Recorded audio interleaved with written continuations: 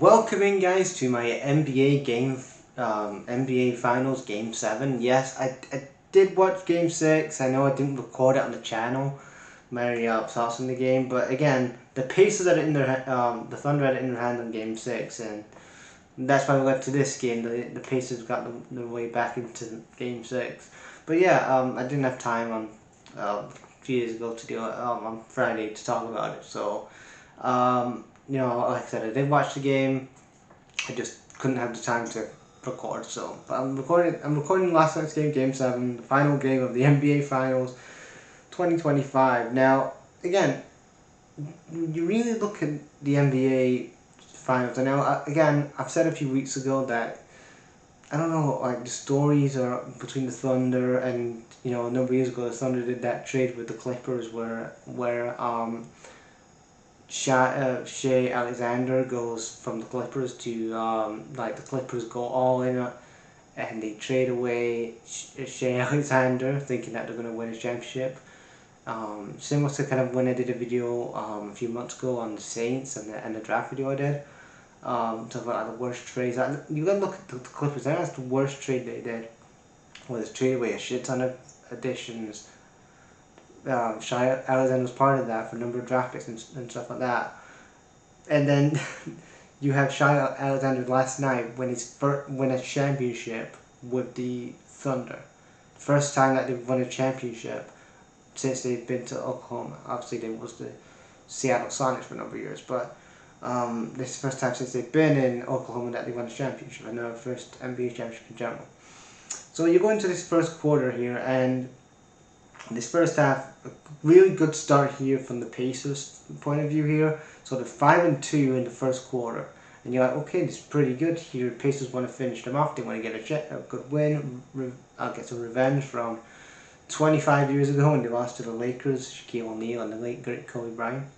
So yeah, they want to win a championship here, but they finish. They start off a really hot way here, 14-10. They get a good 3-pointer to make it 14-13 to 14-16, and then Sycam gets a great 2-pointer to make it 18-19. And then Sycam really has a great 7-point window in this excuse me, in this first quarter. He has put 7 points in this first quarter alone. And then you have the Pacers and the Thunder end 22-25. And then you go into the second quarter, and I'm going to talk about this in a minute. But the big swing of this game was when you had Halliburton get injured in the second. When Halliburton went down with that injury, when he was going for a 3-pointer, and that was really the biggest game changer for the Pacers was Halliburton getting injured his ACL. That was the biggest blow for them. Because again, I know, I think he was in Game 5, he wasn't performing as well, but he's really been a standout for most of the season, the regular season, the playoffs and stuff like that. And him going out with that ACL, really, you could smell the blood was in the water with the Thunder, and they was like, let's take these guys to the fucking sword. Like, they had so much good momentum going up to this, and then Caruso makes it 26-27, and then Miles Turner trying to brings it back to 29-30, then a 29-30, 29-30, and 29-30, and then a 3-pointer. Then Halliburton gets injured, so again, there was a big loss in that second quarter, and he didn't. He got injured in the first quarter. It didn't. He got injured in the second half, in the first half, and that was it. That's what really sparked the Thunder to let's go for this now. Halliburton, one of the best players on this team for the Pacers, is injured, and big blow for the Pacers though. But I don't know any update on Halliburton if I don't know what the diagnosis is, but you had Marine had 18 points. He had 18 points in the Thunder, but coming out of the going into the halftime, he had 18 points in the second quarter, and then it was 48-47, like I said, with the whole thing with Halliburton. Come back into the second half here, Naismith puts up 14 points. Like, he was really trying to try to spark trying to get the Pacers back into this with a good 14 points that he had in the second half. And then they end the second quarter 68-84, and then the fourth quarter, Chet Holmgren had a 13 point. Again, he was putting some fantastic, especially in that quarter, he was putting some great numbers. 13 points, 76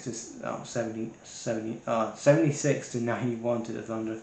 Then the last couple minutes of the game here, the game ends with the Pacers 91-103 to the Thunder, and the Thunder are your NBA champions for 2025. And you had Shai Alexander, like I said earlier. What a good trade that was for the Thunder. He was the NBA MVP. Again, rightfully so. I think he had a really good NBA Finals, in my opinion. I read that he's the first Canadian to win the NBA Finals, to win the MVP NBA Final. So yeah, pretty good. But again, a couple of like the stats and stuff. During the Shai Alexander's regular season, even in playoff season, like he's put the points that Shai Alexander's put up from the regular season to postseason, he's put up over 3,000 scoring points, and that, you know, over 3,172 scoring points just in the postseason and in regular season. And again, he's averaging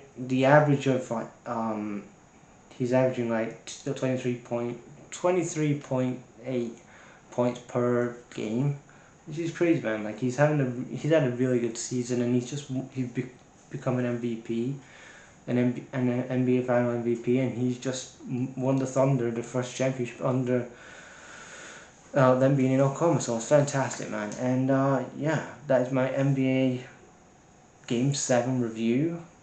I'll leave you guys thoughts on what you thought of this game in the comments, and yeah, I'll be back. My next videos will probably be talking about preseason in the NFL. We're getting close to football, baby. It's going back in a few months, man. Cannot wait. And yeah, I'll probably do some like preseason games and do stuff like that. But I've got some exciting things for the channel that I want to do and stuff. But yeah, I'll let you know when it happens. But yeah, bye guys.